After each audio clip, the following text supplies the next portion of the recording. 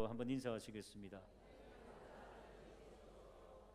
내일부터 일주일간 이 자리에서 새벽기도에 뵙겠습니다. 새벽기도에 뵙겠습니다. 인사하시겠습니다. 그리스도인은 거짓말을 안 하는 게 특징입니다. 못 오시는 분들은 어떻게 한다고요? 일어나서 집에서 하시면 됩니다. 반경 심리 떨어진 분들까지, 반경 4km 안에 있는 분들은 다 나오시기 바라고요. 안 되면 인터넷 방송이라도 보시고 우리가 어떻게 특별 새벽 기도회를 하고 있는지 은혜를 나누는 그런 복된 맥추 절기가 되길 원합니다. 오늘 맥추 감사주일인데, 맥추는 보리맥자, 보리를 추수하는 그런 시기지요. 오늘 하루를 지킵니다마는 실제로 여러분 농경사회에 가면은 보리를 하루 만에 추수를 하지 않지 않습니까? 여러 날 합니다. 한 달여, 한 달 반여 합니다. 그때까지 다 맥추절입니다. 맥추절. 그러니까 시작하는 날 하나님 앞에 감사드리고, 또 진행하다가 중간 정도 하나님 앞에 감사를 드리고, 또 마지막 이제 끄트머리, 마지막에 큰 잔치를 벌이는 그런 것이 바로 맥추절기입니다. 보리만 추수하는 것이 아니라 밀도 함께 추수를 하게 되어 있습니다. 그런데 왜 도시교회는 느닷없이 맥추 감사주의를 지키는가? 아이고, 또 감사헌금 하라고요? 어떤 분이 그러시더라고요. 맥추절도 없는데 우리는 왜 지켜야 되느냐? 한번 따라 하실까요? 하나님의 명령이기 때문에. 하나님의 명령이기 때문에 우리는 보리를 추수하지 않았어도 지킵니다. 이 절기를 지키지 않으면 역사를 상실합니다. 역사적인 신앙이 없어집니다. 이스라엘 백성은 반드시 유월절, 우리는 유월절을 부활절과 그런 절기로 지키고 있지요. 그 다음에 맥추절, 그 다음에 추수감사절, 초막절이지요. 그걸 다 지키고 있습니다. 그러면서 성경적인 역사를 다시 되뇌이며 하나님의 은혜를 감사하는 것입니다. 그렇기 때문에 주님 오시는 그날까지 맥추절은 지켜야 할까요? 말아야 될까요? 지켜야 됩니다. 보리는 추수하지 않았지만은 지난 6개월 동안 하나님께서 우리에게 함께 해주신 그 결실을 바라보고 감사하는 그런 절기가 되기를 주님의 이름으로 축복합니다.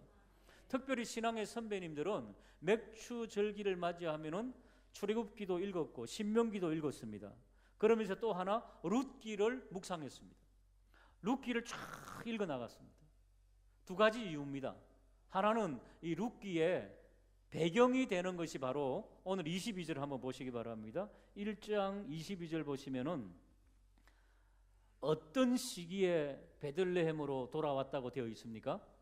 보리 추수 시작할 때에, 그러니까 맥추절을 시작할 때에 돌아왔기 때문에 그 배경이 맥추절을 배경으로 하고 있기 때문에 룻기를 읽습니다. 또 하나는 맥추 감사주의는 왜 지킵니까? 하나님께서 결실하게 하셨다는 거지요. 룻기를 보면은 하나님께서는 룻이라고 하는 이방 여인을 결실하게 만들고, 또 나옴이라고 하는 이 여인에게 이 또 아름다운 또 사위를 허락하시고, 그러니까 사람을 추수했다는 그런 기쁨이 있습니다.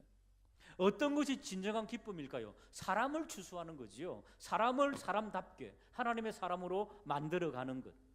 그러니까 맥추감사주일이 되면 우리는 나 때문에 구원받은 결실한 사람들이 얼마나 있을까 돌아보며 하반기 동안에는 더 열심히 추수하는 저와 우리 모두가 되기를 주님의 이름으로 축복합니다.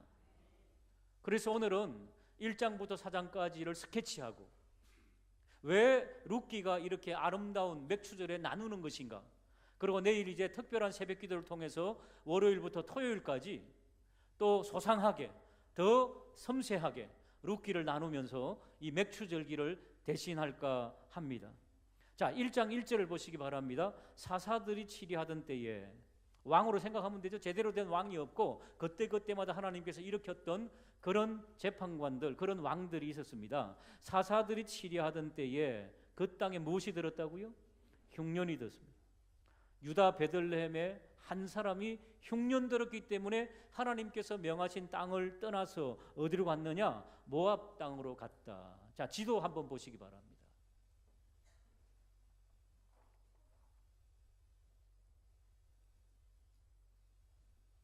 저기 지중해 보이시죠?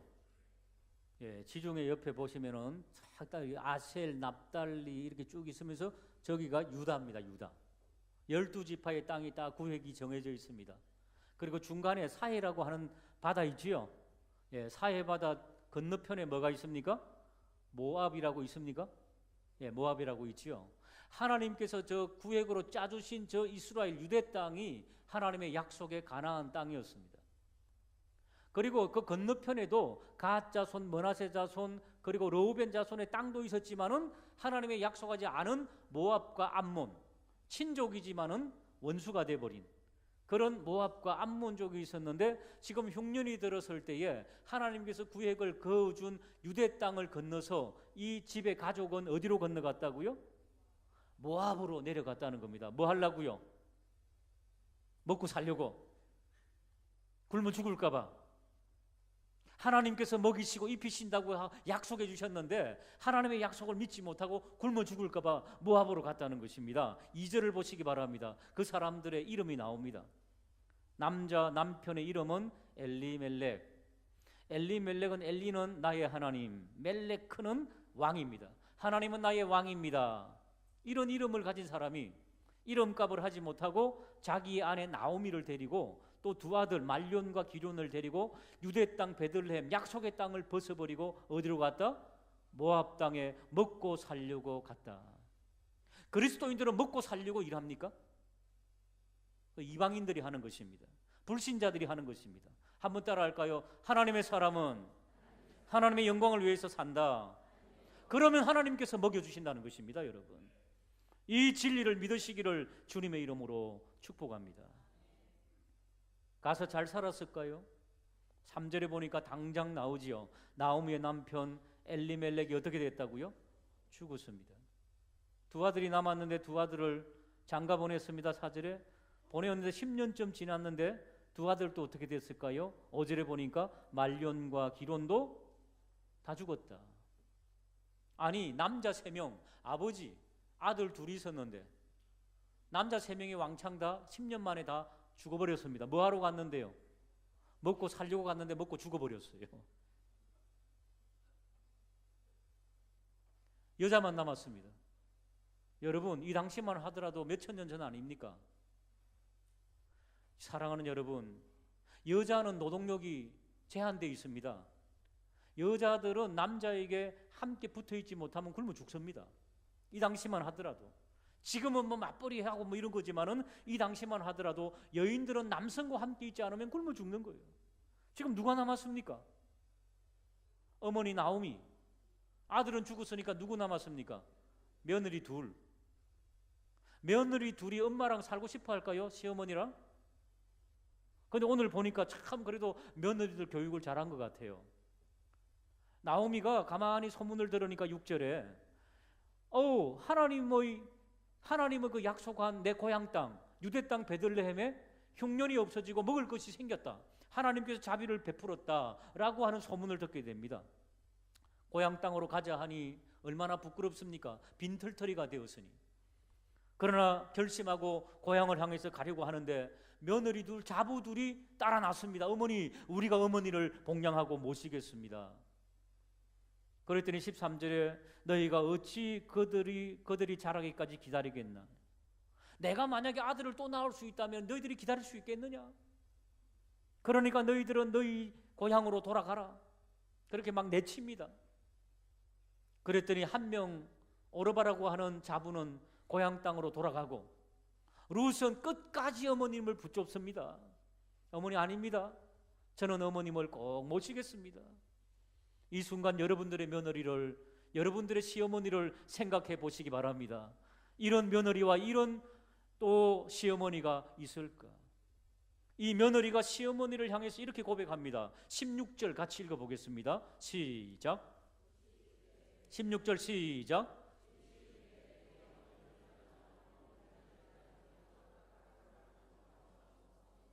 어머니께서 가시는 곳에 나도 가고 어머니께서 머무시는 곳에 나도 머물겠나이다. 어머니의 백성이 나의 백성이 되고 어머니의 하나님이 나의 하나님이 되시리니. 할렐루야. 사랑하는 여러분, 나오미라고 하는 여인은 남편을 따라왔지만은 남편의 믿음 없어서 남편이 거기서 죽고 두 아들도 죽었지만은 며느리에게 하나님은 확실히 증거했던 것 같습니다. 여러분들의 며느리가 왜 잘 못 모시는가? 복음이 없기 때문입니다. 여러분, 얼마나 잘 모십니까? 여러분, 어머님의 하나님이 나의 하나님입니다. 사랑하는 여러분, 우리 시어머니를 위해서, 우리 며느리를 위해서 복음으로 사랑하며 기도하는 역사 있기를 주님의 이름으로 축복합니다. 사랑을 퍼부으면 왜 거절하겠습니까? 여러분, 서로 질시하니까 그래 되는 거예요. 이것은 우리의 문제가 아니라 한국 전체의 문제예요. 시어머니와 며느리의 사이에 관계가 이렇게 좋은 거 있으면 나와보라 그러세요. 여러분 자신 있습니까? 자랑 한번 해보세요. 17절 한번 읽어보겠습니다. 시작. 만일 내가 죽는 일 외에 어머니를 떠나면 여호와께서 내게 벌을 내리시고 더 내리시기를 원하나이다 하는지라. 와, 이렇게 결심하니까 시어머니가 아무리 나 따라와서 미래가 없다, 너 출가해서 잘 살아야 된다, 젊은 여인 아니냐, 끝까지 따라옵니다. 20절에 나오미가 이제 따라오는 룻과 함께 고향 땅에 도착합니다. 동네 사람들에게 얼마나 미안합니까? 20절에 나를 나오미라 부르지 말라. 나오미는 기쁨이라고 하는 뜻입니다. 희열, 기쁨, 행복이라고 하는 뜻입니다. 근데 나에게 행복이라 기쁨이라 부르지 말고 마라라 불러라. 마라는 슬픔이라는 뜻입니다. 여러분, 얼마나 처절합니까? 남편 잃어버려, 두 아들 잃어버려. 얼마 전에 우리 교회도 젊은 30대 초반 아들을 잃은 어머니 계신데 엊그제도 봤는데 너무 상심해가지고 아직도 몇 개월 지났는데 아직도 그 마음이 추스러지지 않는 모습.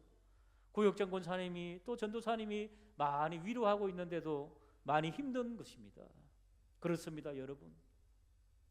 그런 그 어머님의 심정으로 고향 땅에 돌아왔으니 나를 이제는 기쁨이라고 부르지 말고 슬픔이라 불러라, 고난이라고 불러라, 말하라고 불러라, 그렇게 말합니다. 모든 것을 다 잊어버렸습니다. 그러나 22절은 이렇게 말씀하고 있습니다.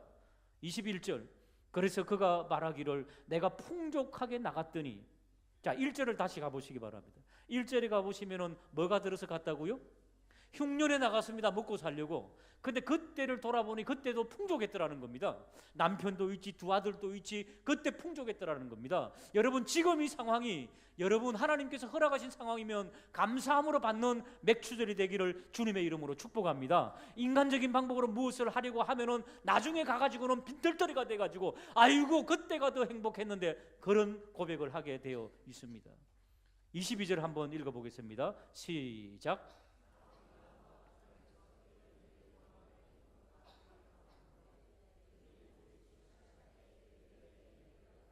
할렐루야. 이게 뭐겠습니까? 이 룻기의 전체의 주제는 한번 따라할까? 하나님의 사랑, 하나님의 긍휼, 하나님의 사랑과 하나님의 긍휼입니다. 나오미의 가정은 남편 엘리멜렉이 두 아들과 자기 나오미를 데리고 하나님의 땅을 버리고 떠났지만은, 그리고 그곳에서 다 죽었지만은 빈털터리가 되어서 돌아왔을 때에는 나오미에게 누가 있었습니까? 룻이라고 하는 며느리가 있었어요. 보통 며느리가 시어머니를 따라 나서겠습니까? 남편도 없는데, 죽어버렸는데. 영적으로 보면은 자부를 추수한 거예요. 복음 가지고, 하나님 말씀 가지고 자부를 건진 거예요. 룻이라고 하는 여인이 이방 땅에 있었으면은 거기서 이방신을 섬기다가 죽었을 겁니다. 나오미는 모두 잃었지만은 며느리 한 명을 복음 안으로 건지고 전도한 거예요. 전도. 그것을 지금 결실이라고 룻기는 말씀하고 싶은 겁니다. 또 마침 고향 땅에 돌아왔더니 따라하실까요? 추수 때에, 보리 추수 때에, 보리 추수 때에 왔다는 겁니다. 먹고 살 수 있다는 거지요. 보리를 추수할 때 여인들이 나가서 나다를 주워가지고 그것을 가지고 죽을 끓여 먹습니다. 흉년에, 어려울 때에. 바로 하나님은 하나님을 버리고 떠났지만 하나님의 품으로 들어오는 나오미에게 룻이라고 하는 출중한 자부를 허락하시고 또 보리떼에 허락하심으로 하나님께서 먹여주고 입혀주신다고 하시는 하나님의 사랑의 메시지를 지금 증거하고 있습니다. 하나님의 품으로, 주님의 품으로 돌아오는 역사가 있기를 주님의 이름으로 축복합니다. 자, 이제 고향 땅에 정착했는데 아무도 없어요. 빈털터리 산 거지입니다.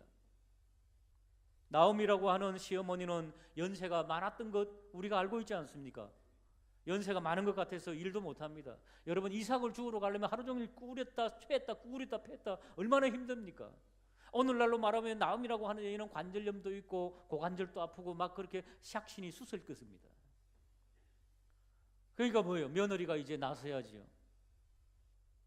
그래서 이제 룻이라고 하는 여인이, 어머니, 제가 나가서 어떤 밭은 모르지만은 저 추수하고 있는 밭에 나가서 제가 나다를 주워와서 우리 먹을 것을 준비하겠습니다. 그래, 내 따라가라.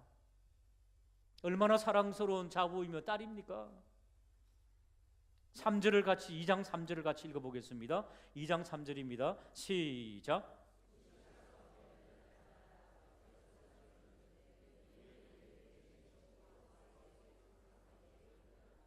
예, 우연히 막 얼마나 넓습니까, 광야가?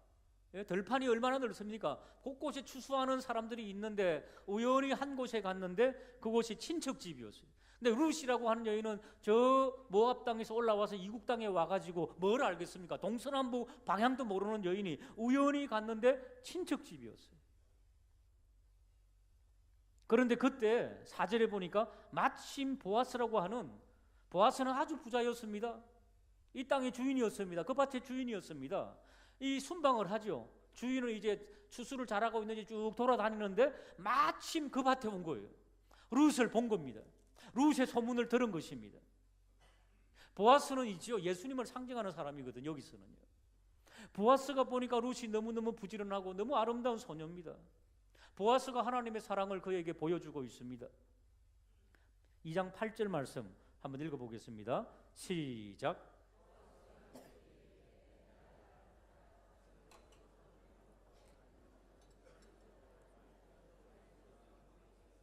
예, 몇 명의 여자아이들이 이삭을 줍고 있는데 그 애를 따라다니면서 너는 딴 밭에 가지 말라.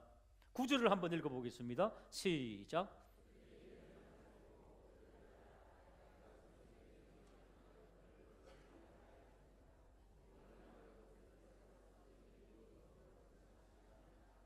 예, 그렇습니다. 룻이라고 하는 여인은 이방 여인이지만 미모가 출중했던 것 같습니다. 아주 아름다웠던 여인이었던 것 같습니다. 마음도 아름답지 않습니까? 시어머니를 그렇게 복양하고 있으니까.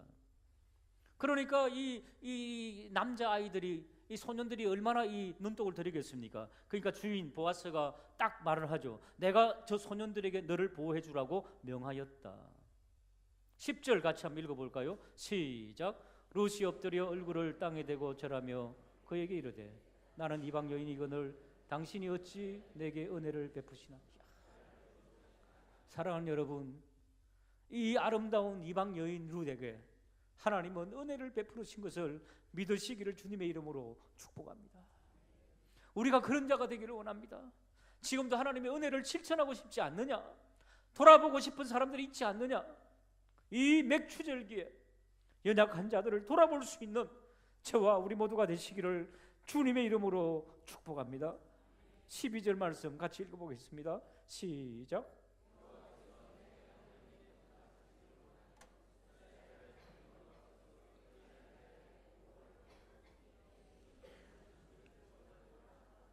온전히 상 주시기를 원하노라. 14절에 보면 식사할 때에 보아스가 룻을 초청합니다. 너도 같이 여기서 먹자. 떡에 초를 찍어 먹어라. 저는 이 말씀 때문에 떡을 먹을 때마다 식초에 찍어 먹습니다. 너무 맛있어요. 소화도 잘 되고요. 초에 찍어 먹으라. 이게 꽉 성령 충만해가지고요. 사랑하는 여러분, 식탁의 교제 아무나 하고 하지 않습니다. 특별히 유대민족은. 베드로도 외식하다가 바울 사도에게 혼났잖아요. 이방인들과 함께 식탁의 교제하느라고. 그런데 이건 구약시대입니다. 더 엄격한 시대였는데도 그러나 그 여인에게 감동받은 이 보아스 식탁에 초청하여서 말하고요. 15절과 16절 같이 한번 읽어볼까요? 시작. 룻이 이삭을 주우러 보아스가 자기 소년들에게 명하여 이르되 그에게 곡식단 사이에서 줍게 하고 책망하지 말며 또 그를 위하여 곡식 다발에서 조금씩 뽑아버려 그것을 줍게 하고 꾸짖지 말라. 소년들에게 있죠. 종들에게 추수할 때 나달만 흘리지 말고 곡식단들을 좀 뽑아서 흘러라는 겁니다. 얼마나 큰 자비와 긍휼입니까? 사랑하는 여러분, 하나님을 버리고 떠났던 나오미 다시 하나님의 품으로 돌아올 때에 하나님은 룻이라고 하는 보석을 허락하여 주셨고 하나님의 자비와 긍휼을 입게 하셨음을 믿게 만드시고 좋은 사람 보아스를 만났음을 믿으시길 주님의 이름으로 축복합니다. 마지막 2장 23절 읽어볼까요? 시작. 이에 룻이 보아스의 소녀들에게 가까이 있어서 보리 추수와 밀 추수를 마치기까지 이삭을 주우며 그의 시어머니와 함께 거주하니라. 얼마나 아름답습니까? 보리 추수 끝나고 밀 추수 끝날 때까지 끝까지 하나님께서는 먹여주고 입혀주셨음을 믿으시길 주님의 이름으로 축복합니다. 나오미가 돌아보니 얼마나 감사합니까? 남편과 두 아들은 잊어버렸지만은 죽어버렸지만은 내 자부 한 명은 이렇게 나를 위해서 이렇게 봉사하니 시어머니가 며느리를 위해서 해줄 게 뭐겠습니까? 야, 내 자부는 아직도 젊고 아름다운데 내가 좋은 남자를 만나게 해줘야 되지 않겠는가? 이스라엘의 전통은 있지요. 과부가 된 젊은 여인은 다른 가문으로 시집 갈 수 없어요. 그 친족의 가문에서만 사람을 뽑아야 됩니다. 거두어 주는 거지요. 잡아주는 거지요. 그것을 고엘이라고 그럽니다. 고엘이라고 하는 결혼. 그러니까 삼촌이 됐든 사촌이 됐든 오촌이 됐든 육촌이 됐든 그 친족 중에 있다는 거지요.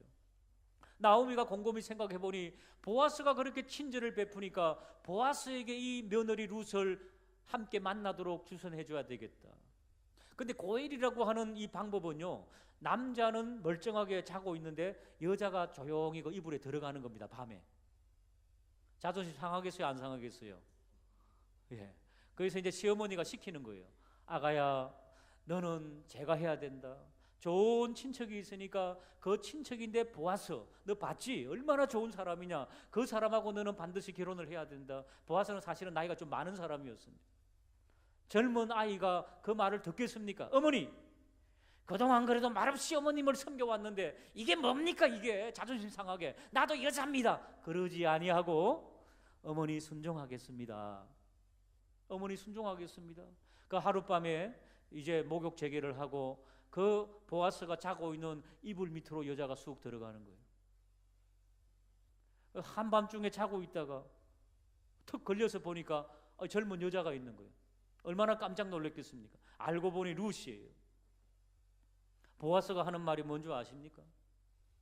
너가 젊어서 젊은 아이들은 젊은 남녀 어울리는 거 좋아하잖아요. 예? 요즘 20대 아이들이 10대 아이들이 50대 60대 어른들하고 어울리겠습니까? 예? 세계관도 맞지 않고 세대도 맞지 않는데 그 정도의 나이 차이를 초월하고 보아스가 말하는 거죠. 너가 다른 젊은 아이들처럼 노닥거리고 그러지 아니하고 어머님께 순종하여 나에게 온 건 너무 고맙다. 나는 너에게 조금 은혜를 베풀었는데 너는 나에게 큰 은혜를 베푸는구나. 보아스도 룻을 너무너무 좋아했던 것 같습니다. 그러나 자기가 나이가 많으니까 감히 말을 못한 거지요. 그러나 문제가 있었습니다. 친족들 중에 급수가 있습니다. 1순위, 2순위, 3순위. 삼촌이 못하면 사촌이 하고 사촌이 못하면 오촌이 하게 되어 있는데 1순위가 보아스가 아니었어요. 룻이라고 하는 여인을 맞아들이기는 1순위가 있는데 자기는 2순위였어요. 그래서 그렇게 작전을 짭니다. 1순위가 포기해야만이 내가 너를 아내로 맞을 수가 있다. 그러니까 우리는 기도하면서 조용히 기다리자. 그리고 그 다음 날이 되었습니다. 장로님들 10명을 모셨습니다. 그리고 1순위를 불렀습니다. 룻이라고 하는 여인이 24,000만사에서 홀로 된 여인인데 1순위 너가 이 여인을 받아주겠느냐? 1순위가 가만히 생각해 보니까 이 여자를 받아주면 그 뒤에 또 누가 있습니까? 혹이 하나 더 있잖아요. 시어머니가 있잖아요. 생각해 보니까 자기가 이 사람들 다 복양하니 자기의 재산이 손해볼까 하여 나는 포기하노라. 그래서 자동적으로 2순위인 보아스에게 이 여인이 돌아왔다는 것입니다. 그것이 바로 룻기의 내용 아닙니까? 사랑하는 여러분, 그래서 룻과 보아스는 결혼을 하게 됩니다. 동네 사람들이 빈털터리로 온 이들에게 회복되는 모습을 보며 축복하며 이렇게 말하고 있습니다. 15절 한번 읽어볼까요? 15절입니다. 시작. 4장 15절입니다. 시작. 4장 15절 시작.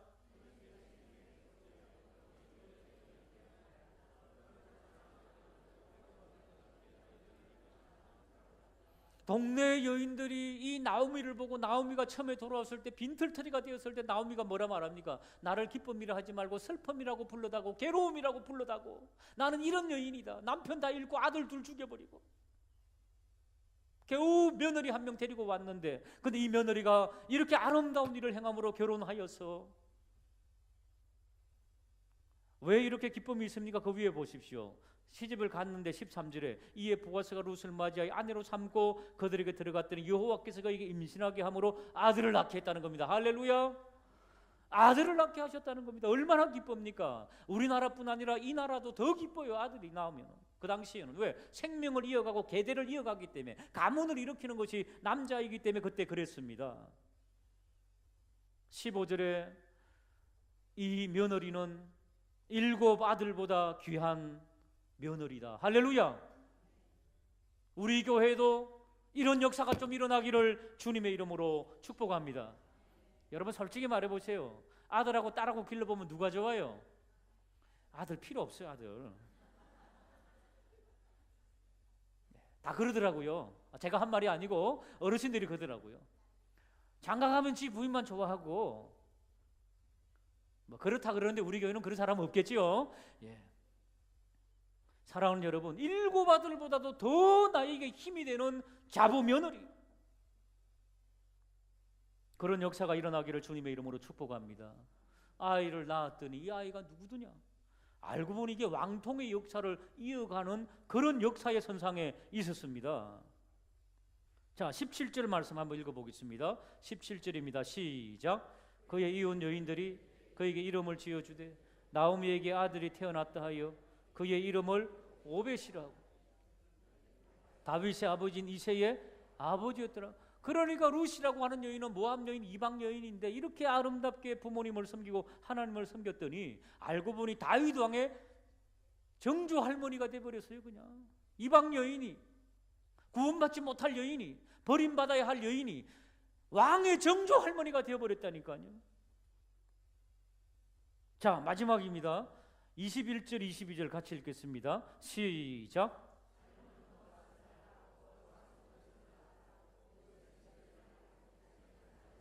그렇습니다. 보아스가 바로 룻의 남편이잖아요.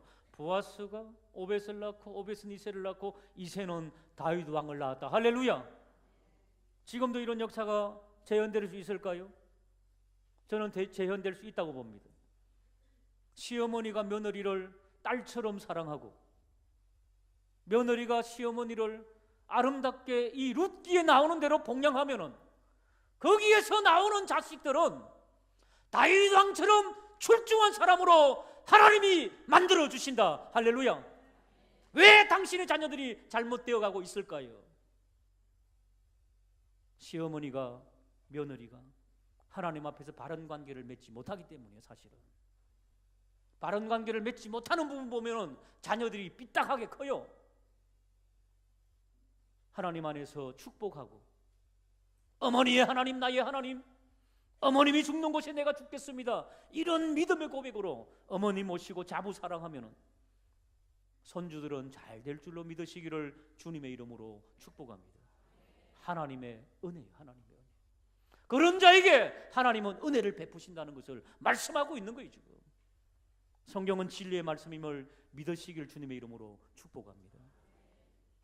우리 어르신들 어디 가서 우리 며느리 성깔이 보통이 아니요, 그런 이야기 하면 안 됩니다. 우리 시어머니 못 봐서 그렇죠. 교회에서는 뭐 성자인데 죽여 그냥 피 말려 죽여요, 이런 거 나오면 안 됩니다, 여러분. 근데 한국의 현실이에요. 한국의 현실. 한국의 현실은 한국 교회의 현실인 거예요. 사랑하는 여러분, 맥주 감사주일은 그냥 보리만 추수하는 거 아니에요. 한번 따라할까? 사람을 추수하는 것이다. 사람을 얻는 것이다. 좋은 사람 얻는 거예요. 이게 진정한 추수인 것입니다. 이런 아름다운 관계로 하나님 앞에 큰 영광 올려드리는 복된 역사 넘치는 맥추절이 되기를 주님의 이름으로 축복합니다. 하나님 아버지,